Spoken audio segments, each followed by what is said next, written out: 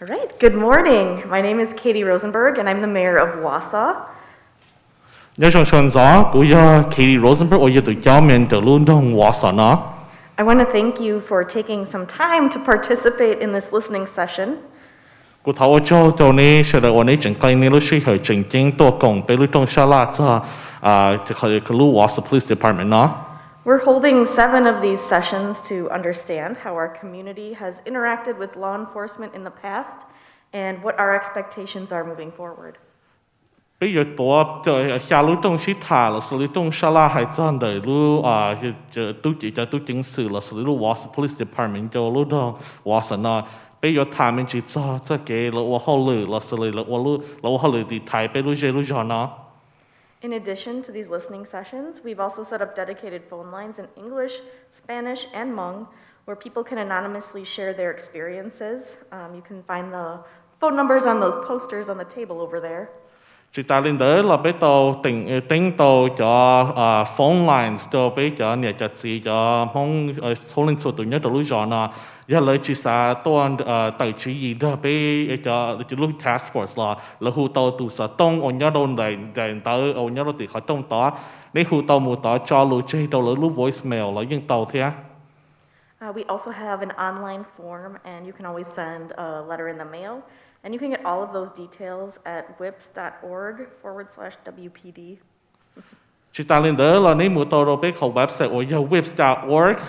thì nếu muốn đâu thì khẩu website nó là những tàu muốn cho là xử lý show nếu cho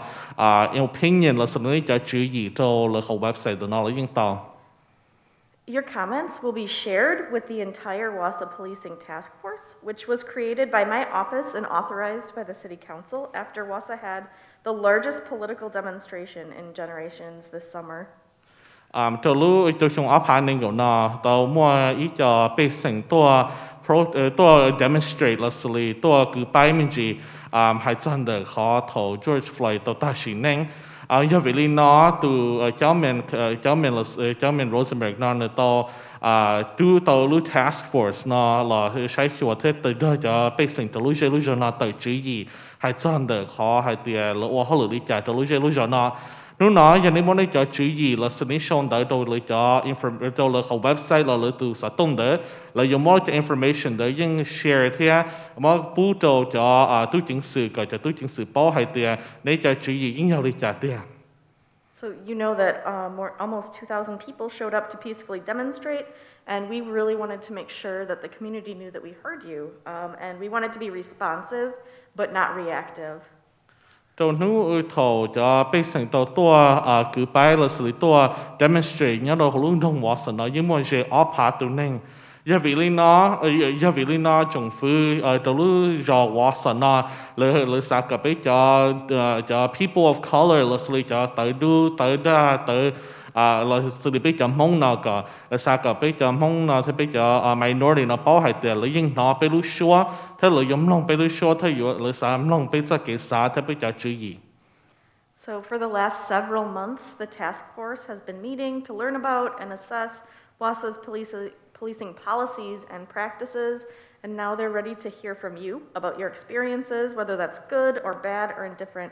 and use those insights to provide community-led public safety recommendations. Giờ vì nó là thế chỉ tàu lúc task force là sai hiệu thế là sai cho túi chứng sự hay tiền là ô họ lựa nó là ô họ lựa đi trả nếu nó là những vài thế chỉ sẽ hay là giống nông lấy cho chữ gì lấy cho thằng lấy cho đa năng là xử lý cho kiến cử ô lấy tôn trí cho túi chứng sự tàu lúc rõ nó là giống nông lấy cho stories là một trò lấy cho experience là xử lý có thằng lấy tôn trí cho túi chứng sự lấy những dấu vài thế chỉ sẽ hay là lấy dấu khe cho lấy cho giờ lấy tàu cho cái chỉ rõ là để cho túi chứng sự là lấy những xã cả lấy khe đồ lớn hú nọ thế giờ là báo lên nó cho lấy theo báo kho bây giờ là lấy cho Wausau Police Department cái dòng đó.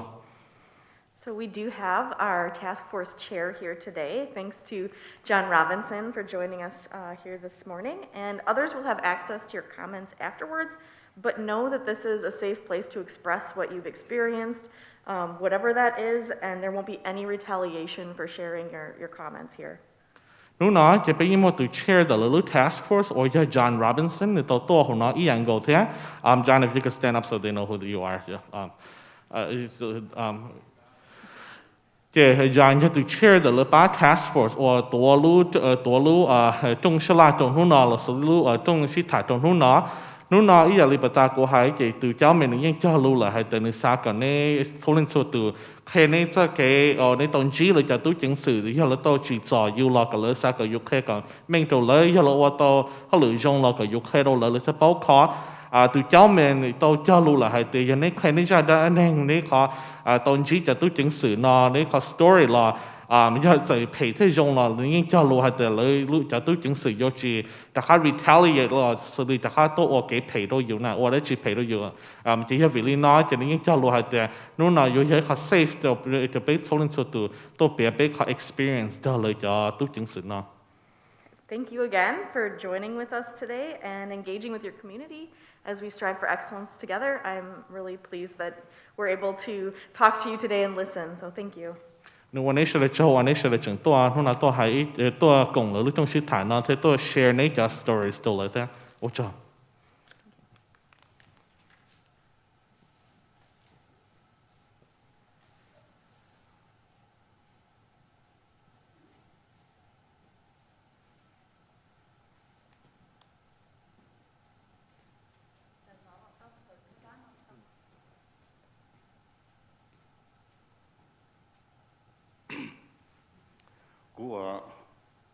của hai lồng mong sao? Ok, các hai lồng mong sao thì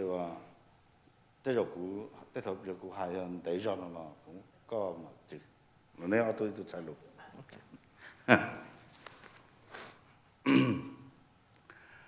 Có lúc về vật chạy, chế sản sinh hai lục sẽ chế họ bé lu dễ dàng. Trong xe của nó tu lu trong xe là chẳng mua lúc chi phí nó cho cụ hạ bé lù thế. I can do it, Yingyi. Just to translate to Mayor Rosenberg and John Robinson, my name is Vaitai Zhang. I am proud and honored that both of you have invited me to come up here to give a few welcoming remarks. Trong xét tại tòa trưởng trong khu tour cho họ lúc họ kể sẽ là rồi nó thế. Chỉ ta lên đây trưởng mua lúc trong sala nó cho bé trên nền mong nhà họ lúc rồi cho lúc chỉ gì cho làm cái sản thế sẽ được là hai lúc cho mình chỉ được họ lúc trong sala nó. I would just want to thank the mayor for putting this town hall meeting together and allowing us to be here today to express our ideas and our stories. Cú sẽ tại tàu cho anh chế sản người cú tua chỉ tàu cho tụ cho họ đó ta chỉ tua tàu li chỉ tàu bây giờ chế sản tôi nhớ tàu lúc tôi chế nó họ nói giờ trong sẽ tại tàu này sẽ được. I'm happy today that there are 5 of the clan leaders who are present here today. We're hoping that the others will arrive throughout the time period as well. Trên tàu tiền nó nói cho ít nó chính cho họ bé lúc giờ là trong đó bé cho thơ cái cho nó cho họ được chỉ là mong thế bé lúc tới chờ giờ lên là nên sẽ là tôi là xem để nhớ bé hải nên mua lù nụ đó chỉ là họ mua lù giả sao cho nó thả cho nó là thả tàu bé phải nhớ thầu bí cả cho tàu sau bé thì cho tàu lúc chỉ gì mua hải cho nó mới bé sang tàu chế thế khi đó là bao thì yêu đi cha lúc giờ thế lúc trong thế là yêu mua cái thay những nhà sang cho nó nâng tận đây. I believe truly that today's meeting is a very crucial and very important meeting, and I encourage everybody that is here to be patient and to participate with the discussion, express their stories, and once we are able and help participate and come up with ideas to help better our town and our village. Once we do come up with those ideas and villages, for us to bring those information back to our own clan members and express those ideas with them as well. Trở lại lúc ý tụi lúc cái sĩ thản nó bây giờ Eric nên tao hay tao cũ là thì có bé mua tê tấn mình sự sang và cho bé trên mong loạn đời cho tu chứng sự thế và đồ người già cái chiến tranh chẳng có bé trên mong cho giải mua hài cho họ bé lúc cũng bắt xuân giờ bé chỉ mua bằng sự do hài cho họ nó là có bé mù hài cho tỏ lời lúc với sai là sự sống đời hù sáu tầng một cờ lù cho lời dùng mua bây giờ lù nó cho lòng nông thế cho lòng lòng cho lò của họ thì社会thì有了chỉ có cho chạy trong lúc tới chờ có bé chế năng mong thì lửa hai năng thì bé lúc dễ dàng mua cái nó khác nhau dùng xí lưu và mong trong lúc nó nghe tận đây. Per my discussion with Dr. Eric Giordano, Dr. Eric Giordano, along with the host of this meeting, is encouraging all our participants to share their stories, whether it's good or bad, so that way the city of Wausau will be able to help develop better policies to help govern and progress the city of Wausau and the Wausau Police Department forward. 我做做那路时候，他用些在岛内是的。 Thank you for your time and welcome everyone.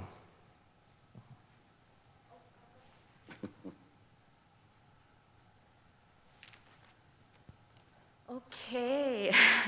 Bây tôi chống cơ theo cho khó của tứ ô nó on nu nợ in cho mi cả lời chị. Do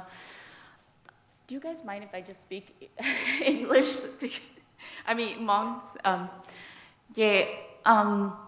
của tứ tôi giờ tôi hay lu ở bên nu nợ in tôi cho mi cả ná vậy.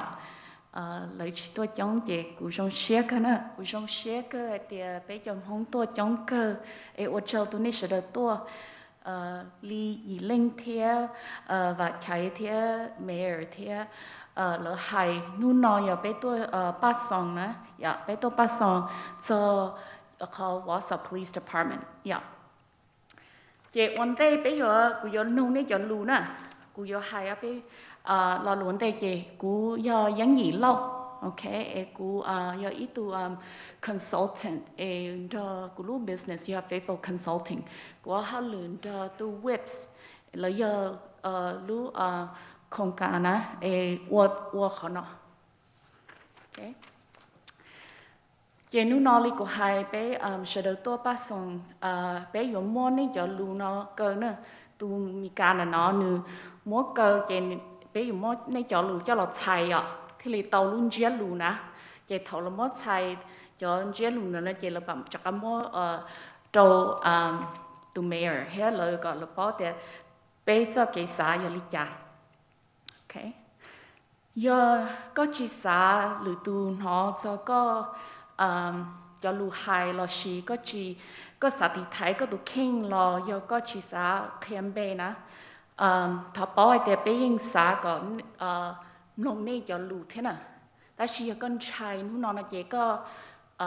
mua lựa giả nè, lý gì lên hai mua email mù bể là lúc website webs.org/WPD mù tế nữa là những tàu thế họ nu nó chỉ giờ ý con đợi cho cái này thì hai này cho lù tàu bây giờ một cái chia chỉ giờ này tốt lò nó chỉ này lò nó này cho này có mass nó nè chỉ này là hai này cho lù nó là thầu cũng không cho question người ta nè. Ok, chị hơi chỉnh chuột đó chị.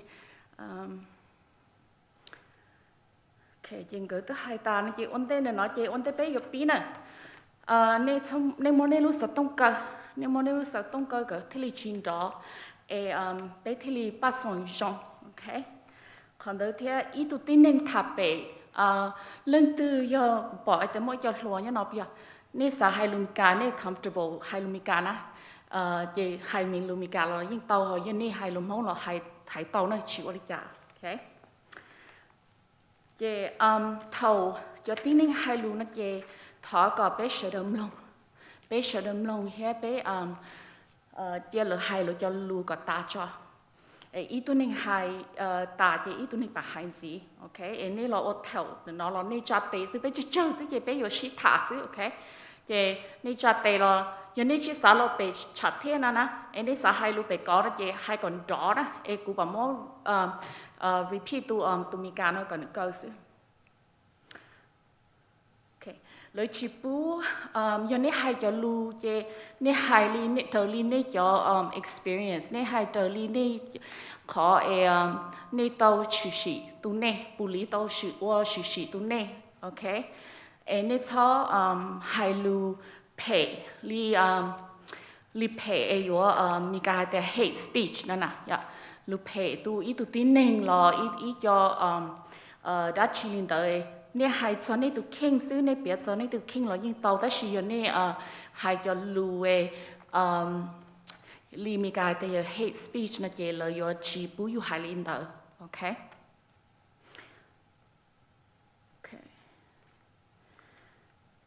Chị tới rồi bé yo bia yo này bia nè chị đâu, nhưng yo mua ở bé nhà yo khó share là tu share tu cho bù lý là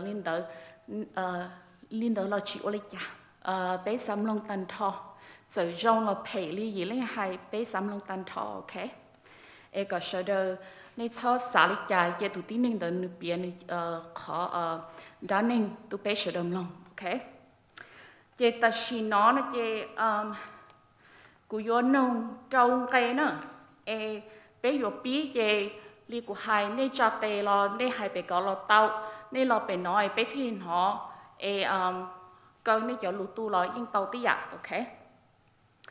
Chị bé mua trâu cây lũ nu bé xả có nên tế tàu, ok? Còn tế ý là chị thầu có xả cho chị nhá sinh hậu luôn trong Wausau đã chỉ do khó chỉnh chính chấp lời thiết vị lý trả. Hôm tay ó nó chê cũng nhìn ta nó chê ní bà lo nè, ok? Tay ó nó chê ta xì nó đã chỉ do nhà rong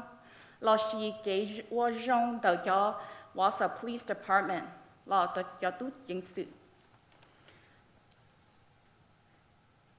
Tay bé có mua kế thơ sinh đã chỉ cho Wausau tú chính sự. Giờ có mua kế tao chùa cho Wausau tú chính sự thọ biết kia có chữ sinh bộ mua đã chỉ qua có xã chỉ còn ông tay chỉ nữa bộ mua đã chỉ qua có xã lũ chế hậu lử tú chính sự hậu Wausau nó hỏng vì lý cha có xã có bảo chỉ có cây trâu nữa bộ mua lú lùn gì cho tú chính sự có xã khen gì cái chỉ nếu nó bây giờ thả cho ba xong cho Wausau Police Task Force nè chỉ giờ nên cho đã nên là story là lên đó là biến này cho cái nhiều xe là trong xe tu cho Wausau Police Department giờ họ tới giờ khỏi nếu nó bây giờ to ba xong, ok? Chỉ lần từ xã là bên nó vấn đề là hay là tàu nhớ bên cá có hay là yên tàu thế ấy cũng bà hay còn đơn đó có sợ được bao thì bé chỉ thả xí ạ vì thế bé chỉ chơi xí nè bé chỉ chống nè thì bé chỉ thả xí bên từ bữa sáng hay vấn đề bữa nay từ sáng là hay vấn đề là có bữa sáng là bên nó là có ok là watch out. Nãy chọn chai đi nó bé lỡ vô lý nó về thì lỡ xăm lông bé tiếp theo.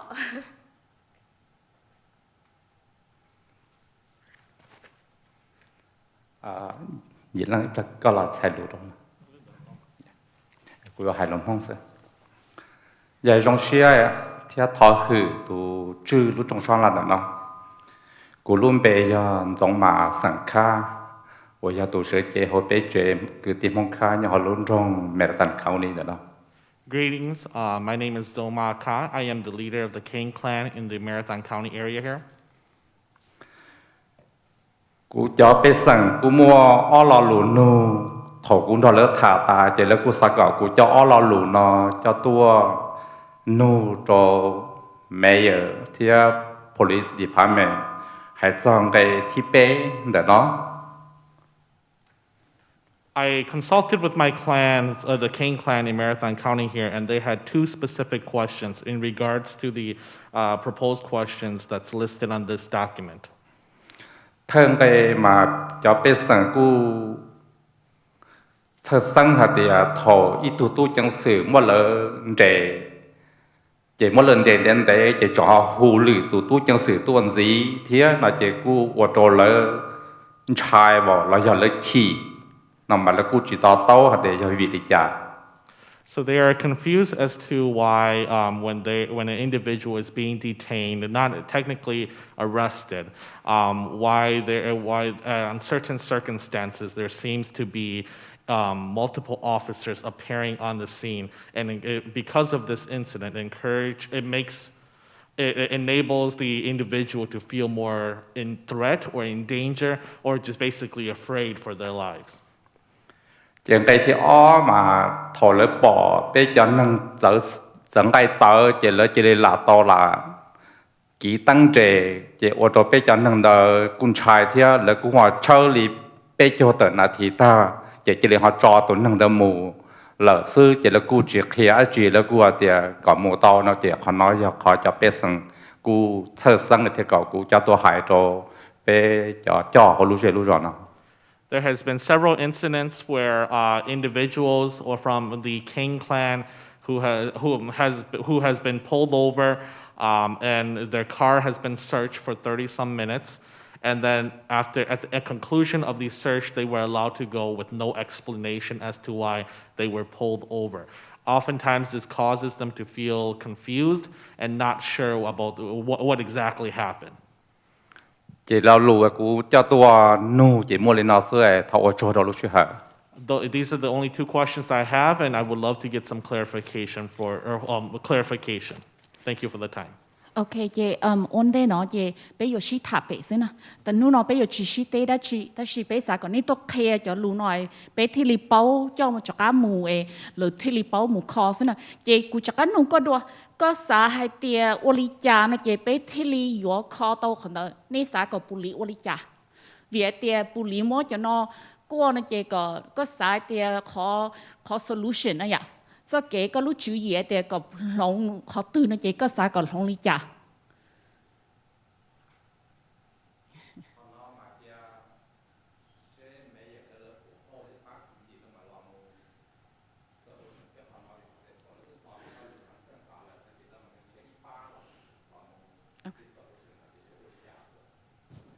Okay, so I asked him about what is the solution he believes for some of the reasons and things that he mentioned. And he said one of the solution is after this discussion to further have small committees to come up with strategies and work on how to better do this, how to better solve those issues. So that's a solution, is to gather a committee together. Bumwa lunzi. Okay. Ne pe ka ko bumwa lunzi. Có sao hai bị lo bị chặt tiền, có nhóm bị có hay sẽ lo có chi nó này. OK， 侬那要一弄用掉我找到被错读到道路多这那多，贴在给人家讲多这上，我找到没有这样讲个，直到现在整我找到被错读呢，是路在用多到那。cú chỉ muốn đó chỉ cú giờ tụ để sinh nhau chơi mong mùa bên nhau giờ thâu ta lo cú chỉ muốn đó chỉ dùng ở châu đó police department, sheriff department là tụi mấy giờ là lúc cú ở dùng cơ thì chỉ khó bé sẽ đấy nhiều complaint do dùng ở cho cái chạy nhau đầu khua dùng ở chỉ chua giá bự chứ vì giờ chơi mong xong nữa mua ít tu sẽ là bao nhiêu tiền lưu đa lù sư chỉ là tua mốt chỏ cho mù chỉ là hay cho nhiều cho bùa chia sư chỉ còn nói rong go bé chỉ tao nó đùa bé chỉ tao bỏ đùa lử lu stay là lử lu khao nỉ là mua có tấm bằng này nó chỉ sao cả là mua tròn chuột xuôi để do toàn tên nó là sao cả dễ do mua kiến chân chừng thế xí lu liệu tôi xuôi cả mua evidence one day là mà chỏ nè cái cụ hay lên nó sẽ có tròn đó. Okay. Okay.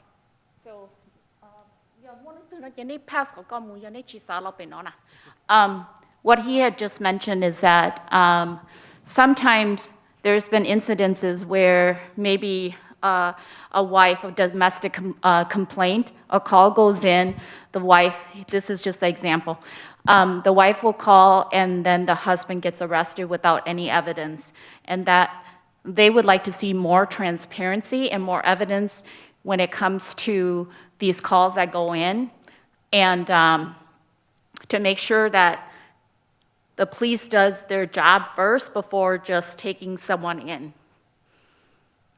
Okay. Bù chúa lăng tự mua lù nông, lo mua lù sa hai. He did also comment that for the most part, they've been pretty satisfied, but that's one incident that they're not satisfied. Oh, có mua tu nữa.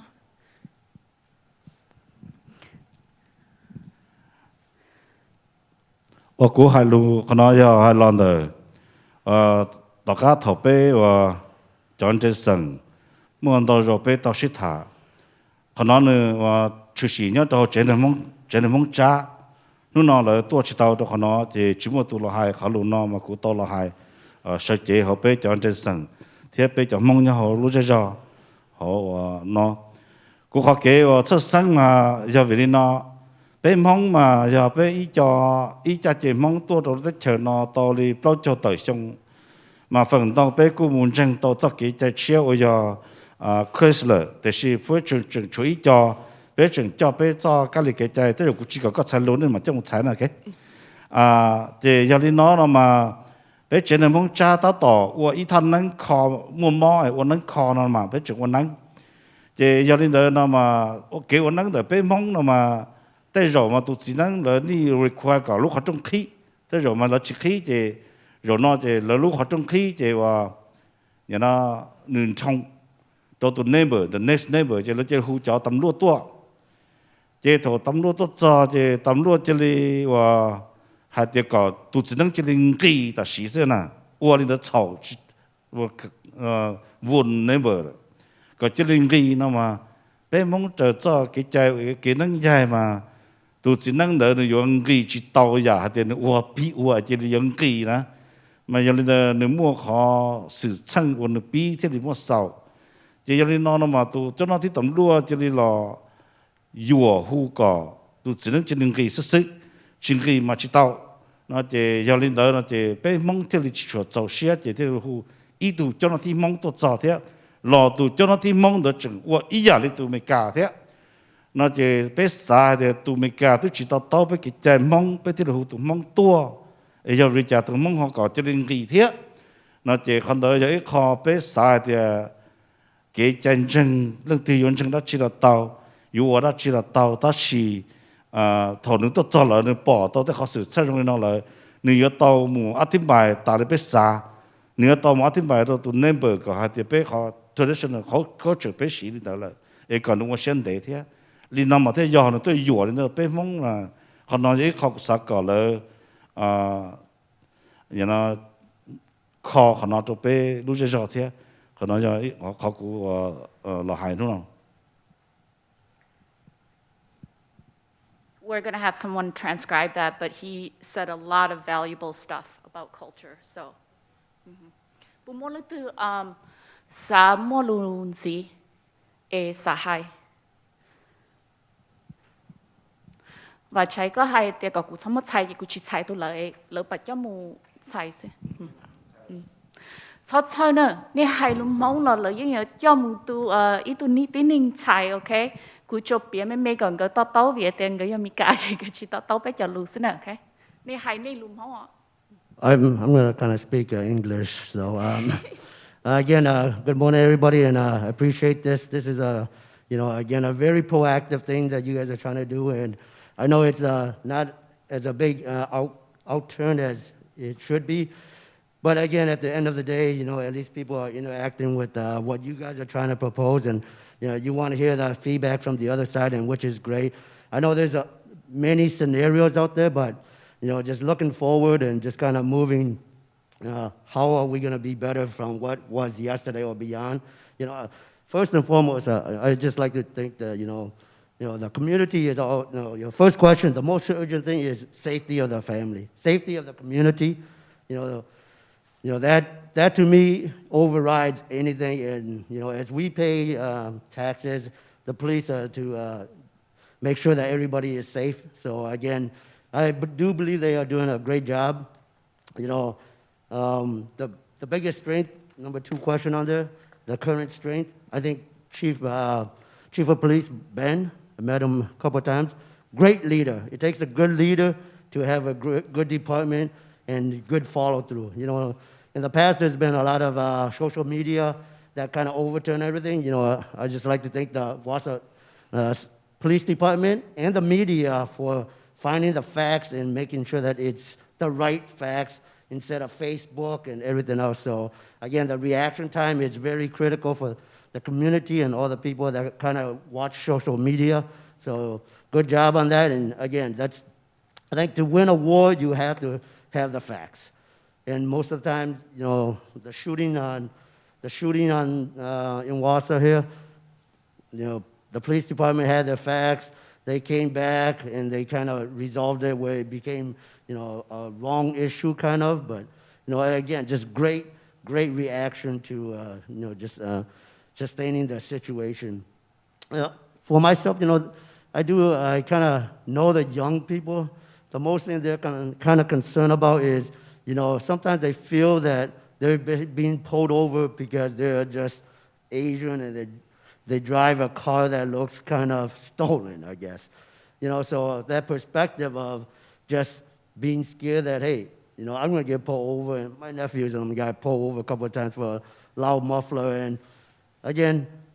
everybody's got a loud muffler, but, you know, again, he's a good kid. So, but he got pulled over, and those are some of the issues that we always have as being a different race is that, you know, we kind of look that people will tend to pull us more over versus a jacked up truck with 20-inch rims and dual, not even mufflers on there, you know. So just some of the concepts of the difference between what we see versus what's going on, you know. And, you know, like I said, I know it's a new year. It's been 2020, 2021 is very bad, but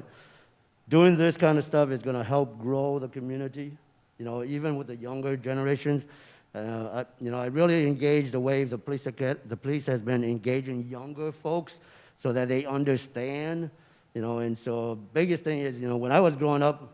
we didn't know. You know, we're kind of growing up in the Hmong in American culture, so we literally had to learn. But, you know, this kind of stuff with engaging, even in elementary, high school with the police department, that really helps open up their minds, the younger youth generation, just to understand what really does go on. So, you know, I just want to say, you know what, these are good stuff that at least you guys are doing, and you guys are asking for feedback, so I appreciate that. And you just got to keep going, right? Can't get any worse, so appreciate all your support, and, you know, let us know if you guys need any, you know, one-on-one feedbacks. I'm pretty sure if you do one-on-one, you're going to get more results, better results than just kind of group things. So, yeah, your name more specific example na. Ni cái chiếc kia the north here, your name like liquid high, your ni chai lo trăm mua lo đi nhà nó chỉ muốn tàu nhà nữa, okay? Ni mu bề lo lu website, ni mu xong đón tự kia tu lo những tàu thế, okay? Muốn tàu nhà, lỡ tàu sẵn lông bé cho lu nè, cũng họ ni hay cho lu chính sửa, tên thọ nè, nhưng very important to bé cho culture, okay? Lỡ tàu họ thế, bùn mua lỡ tu xã hai của xã hay cho shop này họ bùn mua ít tu shop này xã hai lu thế, lo tu bé cá có chúa lên thế, ni hay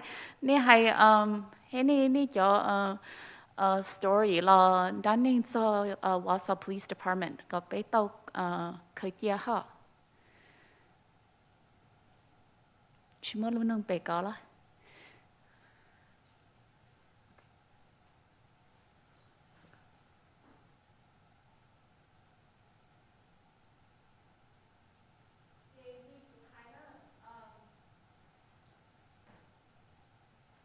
nên mua luôn không đã chi nó chê nên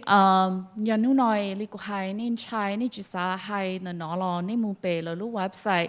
nên hu sở tông mua tu sở tông nữa còn á nhớ nữa nên khó tên tông tử còn á hu tu sở tông mua câu nên lúc short xí nè tu hậu lo nhưng tàu tí à hay tia nên khó ra nên đi cha khó rong Wausau Police Department wa khó chỉ rong là wa wa chỉ rong là thọ kia tu hậu nè vậy cú yêu mua ở bên nào gì lên So I just want to add something, because since we're talking about this, obviously I work as the executive director at the Hmong American Center. One thing I did see that was very beneficial, I know that it's not really specifically just Wausau, but I know that the fact that we had a good relationship with the Wausau Police Department, it made the situation a lot easier. But I think our community here still remembers the time from the Dylan Yang incident, and also the March 22nd shooting that occurred in the local area here. But the fact that we had a good relationship with the Wausau Police Department, with the Everest Metro Police Department, and also Marathon County Sheriff's Department, we were able to basically, in a sense here, prevent bigger problems from occurring. What do I mean by bigger problems? Obviously, during the March 22nd shooting, one thing that the Hmong community was terrified. I know that Vaitai was here during that incident. He was involved heavily, along with Anzoma Ka and a couple others, in regards to the March 22nd shooting. They participated with the discussions. They participated with they held several listening sessions with Benjamin Bliven to talk about the situation. The Hmong community was extremely terrified at the fact that when that incident occurred, they were worried about the whole Hmong community being attacked for the actions of a few individuals. But one thing that the Wausau Police Department, along with the local police departments, did very well was they came out and basically said, this is an action of one single individual, not the action of everybody in the Hmong community. And that was very crucial to the Hmong community here. 蔡老民知道比較多老空那嘅對住你家到路比零到點零個到頭零埋到多就咪間有到路上咯。chỉ ta lên đó là thổ từ mình từ phong gia ở to từ mình từ Isaiah Powell ý dạng nó là chỉเขาก็เปลี่ยนเป็นจีเจเขาย่อเขาให้เตียไปจงเช็คเขาให้แต่ไปมั่วรู้ไปtàuจะเก็บพงยืนđóเลยจ้ะตู้จิงสื่อnóจะถมว่าจะtính mình nó chữ sĩจะเลยจะตู้จิงสื่อnó họ tàu là tàu hayเตียจะtính mình chữ sĩ nó chỉ làไปลูกมอง community ตันท้อแต่สิ่งที่อีตัวเดี๋ยวไปลูกมอง community nóซื้อจะไปเขากู recommend เลยจะยิ่งยากกันเลยการจีนcontinue จะเก็บพงยืนnóไปลูกมอง community ยังไม่ได้อย่าtính mình chữ sĩ nó là ยิ่งสากันเลยจ้ะตู้จิงสื่อnóเลยต่อรอจะเลยต่อรอจะเลยให้แต่ชี้ไปลูกมอง community ตันท้อโอ้ยตัวว่าเขาเพย์แต่สิ่งที่อีตัวก็อีตัวซึ่งว่าอีอะไรน่าจะยิ่งเสือละตีไทยไปลูกมอง community เนาะที่ชี้ละ attack ไปลูก community เนาะมา so to summarize again what I just said what we love to see is for the relationship building to continue if it's not with the whole Hmong community at least with our local leaders in the Hmong community here whether it's the clan leaders church leaders community champions, advocates, etc., so that if there's an incident that's as large as that happens again, we can actually work together to resolve those issues and not put the blame on the Hmong community as a whole. And we appreciate the fact that the police department actually stands up and to speak in defense of our community as well.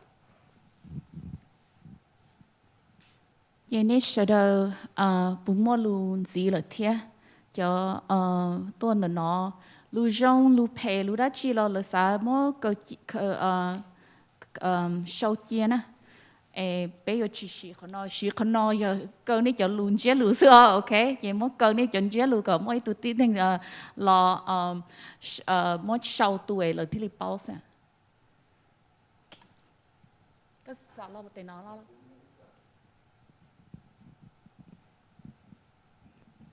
ý giả lấy thổ bê tổ mù mua cho lù concern cho lù rồi nó cho nó cho chữ nó ta là nó thổ tư bê thế li xã bao hạt cho lù tê nó bê cho mù li chả thêm mù nó tàu cho lù tê nó sợ.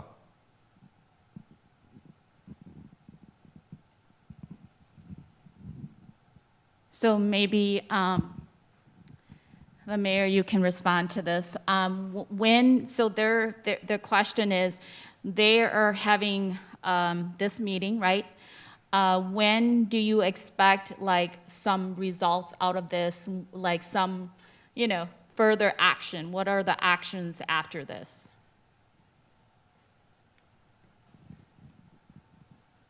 So we're doing these listening sessions. We have 7 of them. And then after that, we'll compile all of the feedback, I guess. lấy chừng yếu tố cho trong sĩ thả nó cả ta thổi tố cho trong sĩ thả là xử lý cho trong xã là nó ta cho là mà mua cho lưu ở đây cho là xử lý cho suggestion cho chú ý này ở tại thôi là show ok. And we're going to, from those comments, from this and the questionnaire and the messages we're getting, we're going to kind of look over what themes are we seeing. So I'm already seeing some themes here today, and we'll have more targeted discussions about those topics. So smaller groups and hopefully get a little bit deeper into those issues. Thọ lớn long cho bê sinh cho số lời cho chú ý thế lời cho dining là xử lời cho lúc số tả nè chứ là mà mỗi lời cho information nó là show chia để thọ lời show chia tại cho information là tại cho mà chỉ ít cho smaller groups rồi ít cho committees nó là thả mình chỉ chọn được họ cho chú ý hoặc bê sinh tàu chat tới đâu là nãy cho là mà là thả chọn được có to cho hai từ yêu lời cho một câu chuyện đây nè mà. And from that, the task force will continue to meet, and they are charged with developing recommendations to give to our city council, our police and fire commission, and our police department on how we can be better serving our community. Chỉ thọ lực thả tá chỉ là đại cho là từ lúc task force or do John Robinson như từ chair the lúc task forceเลยchỉ lúc task force là do thả chỉ thọ lực do thả thì chỉ là do tự chú ý hay là do oli trả thế do là address cho story là xử lý cho cái sự sinh cho mà là xử lý cho đăng cho stories nó hay là chỉ là do tự cho chú ý nữa chỉ là một món là cho là lúc cho tao sinh là xử lý cho lúc city council là thả nè chỉ là lúc city council mà chỉ cho chú ý là xử lý cho policies nó thế cho chạy nó là không lúc thế là cho câu mày nó là không lúc Wausau Police Department nó mà. I don't want to pressure my task force chair, but I'm thinking that we'll hopefully have these results this year still, maybe maybe the end of summer, maybe fall. That seems the right timing. Để lấy con người xã mà tới rồi để lấy những yếu tố lấy những yếu cho trong sự thản là tiền thế yếu tại tối cho chú ý thế là cho lúc city council là xử lý cho tao sinh by the end of lúc summer nó là xử lý夏令度là lúc gì令度mà tại xử lý những vài thứ sẽ là yếu thế chỉ tao cho chú ý nó by the end of lúc xong ở排那个一nó mà thôi lúc on day ở排那个一nó sau mà. So we'll keep you posted on some of those other group sessions. I think that this is really valuable, and we'll want to continue to work with Yinlang and Yang and Whips on getting the right feedback for this. Lấy những vài thứ sẽ là lấy chuyện doตัวจะต้องชิดฐานนั้นเราจะตอนได้นอนนะจะก็ไปจะไปสิ่งตัวกงที่ต้นเท่าไรเชื่อละจะเราจะชิดตาเรื่องเดิมเลยยิ่งย้อนถ้าไปจะนอนจะอวดถ่าจะขอนอกก็ไปจำห้อง community เนาะยิ่ง stay involved ที่ยิ่งตัวกงจะต้องชิดฐานเนา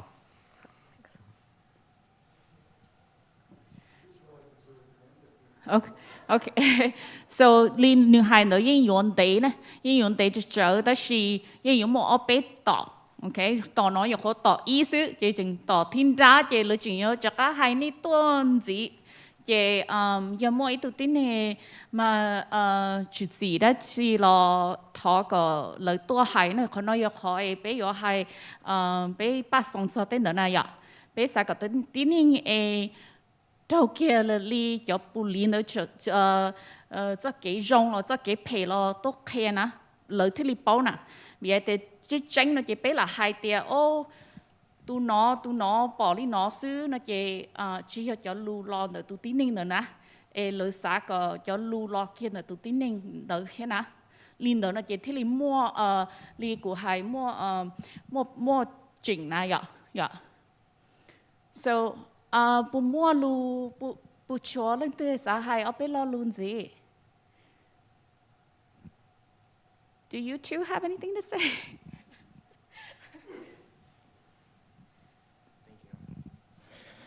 First of all, thank you, Madam Mayor and John, for hosting this. I am B. I'm a board member of the Hmong American Center. A few questions I do have is,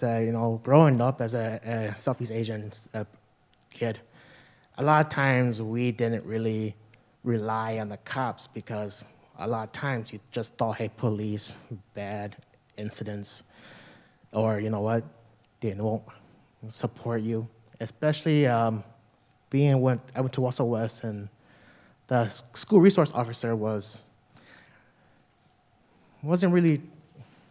pretty sure he was doing his job, but at the same time as he wasn't really friendly. I would like to see if we can come up with programs to reach out to the Southeast Asian students, kids, to let them know, hey, you know what, the perspective that has been passed down to us from prior generations of officers back then has changed. We, as students or as minorities, should adapt and learn that, hey, police officers now are not the same as police officers then. It's their ways. We can promote, reach out, and just show them that, hey, what we learned from our older brothers, our older cousins, our older siblings of what police officers are not what they are now. And I think that's one fear or else one discrimination that a lot of the younger youths have against police officers. So where it's hard for them to reach out to cops, it's hard for them to turn to the law for assistance, for help, and for aid,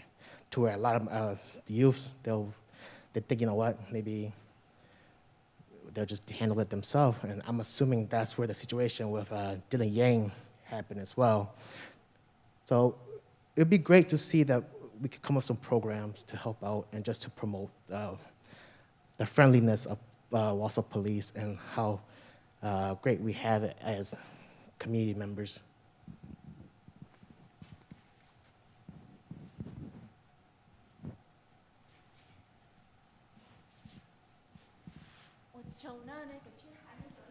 Hello, my name is Andy here. Okay. I was really debating on whether I should talk about this, but because we're here at this convention and this meeting, I believe that it should be brought up.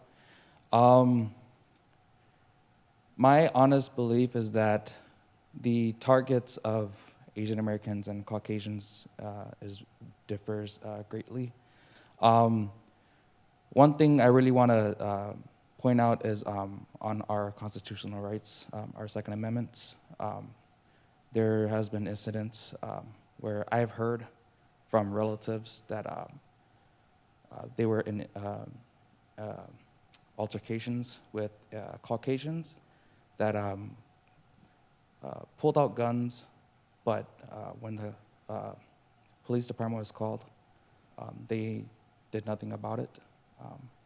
I do honestly believe that if that was, an altercation between two Caucasian men, the outcome would have changed. Me personally, I honestly believe that, I was born and raised in the United States, here right in Wisconsin. I've done my research on gun laws and to my full extent. I have my own concealed carry weapon permit, but my rights were violated. My car was broken into by law enforcement, and they had gone through my personal belongings and pulled out my weapon, unloaded it, and I was never informed of this until I came to my vehicle, and I had officers waiting for me. And I asked what their names were. They refused to give it. I asked what the reason of the breaking entry and my violating my constitutional rights were, and they said, it was a dog hit. And I honestly believe that, can that really justify, violating someone's rights and refusing to give out information? And this incident was including the Wausau Police Department and the Sheriff's Department, from what I saw. And it was left at that. I was given no information, no contact information, and I'm just at a loss. Nothing happened. I was not issued anything, but at the same time, I was not given an explanation. And yeah, thank you.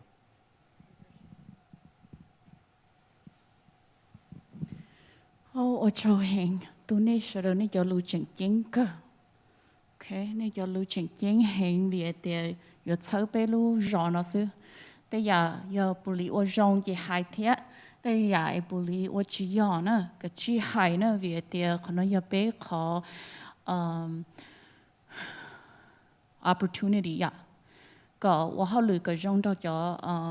มีการเอาหมู่ตอนเด็กWausau Police Department เทียไปอยู่ย้อนเกไปรู้จอนะอย่าไปรู้จอเทียไปต่อหายจะรู้นอเทียไปอย่าไปเสียงอย่าเขารู้จอนอเทียนี่มอรู้จริงๆนะจีนะเจอย่านู้นอนี่ชีหายเต่านะหมู่ตูเลยรู้เว็บไซต์หูสต้องเดินได้เต่าเดินในเต่าน่ะก็มดนี่จะรู้จะมุกเกอเขาคือเจียโอเคนู้นมากุนหอในหายจะรู้จริงๆก็แต่จะอย่าป้านะอย่าจีหายนั่นเจเลยจีเป้าในหายนี่จะรู้จริงๆนี่ก็คือเจียไปอยู่เจ้าหมูนะเจเจ้าหมูมดเกอมันไม่เศร้าตัวแบบมดตัวเลยใช่ลีนอเลยที่รีพอร์ตแต่เลยอยู่อดชิมุตอนได้ปูชน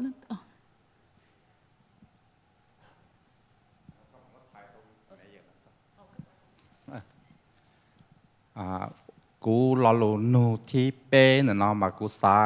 ก็เป้cho mẹ giờ là nhau hồ nó này vậy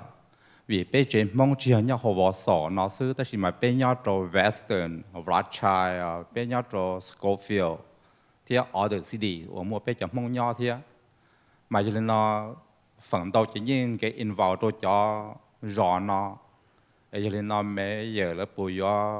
cho rõ nó chỉ thả hay sao cả sẽ được to ý à thì bé cho cái xaลีนู้นนอก่อนเลยนอที่นั่นนะขอนอยากขอกูซาก็มุดใส่ตรงเมย์โอวอซอนสิ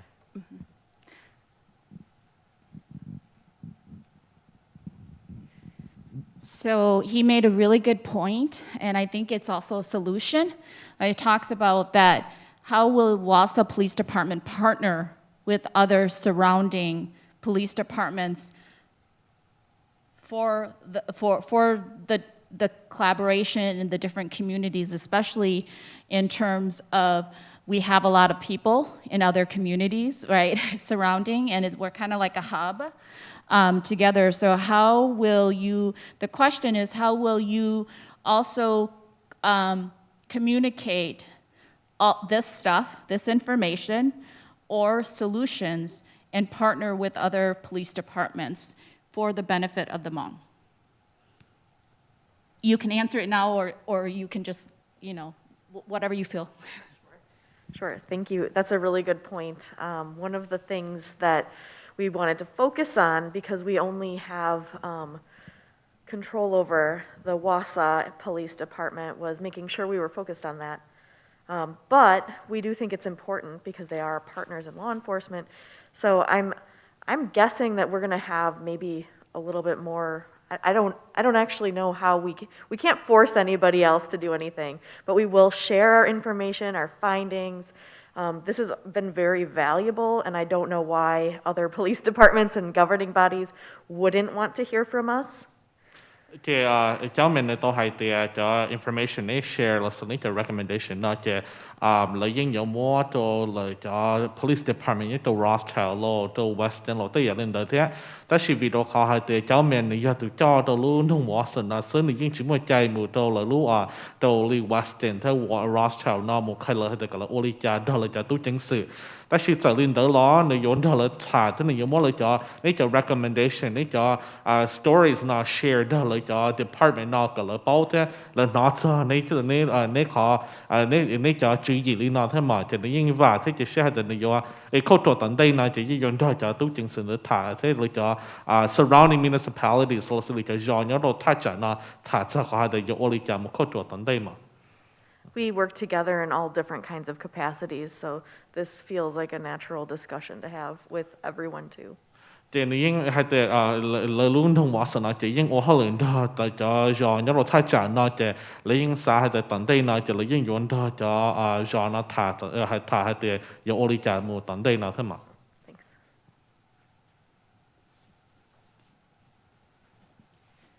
Okay, chế yo lo hết bù mua luôn nông gì ở bên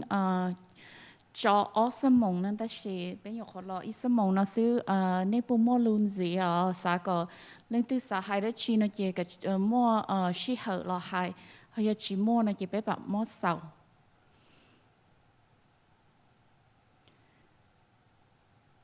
Okay. Giờ chỉ mua luôn nâu nó chỉ của bà cho Chair Robinson to come and do a closing. Hey, you lên cơ.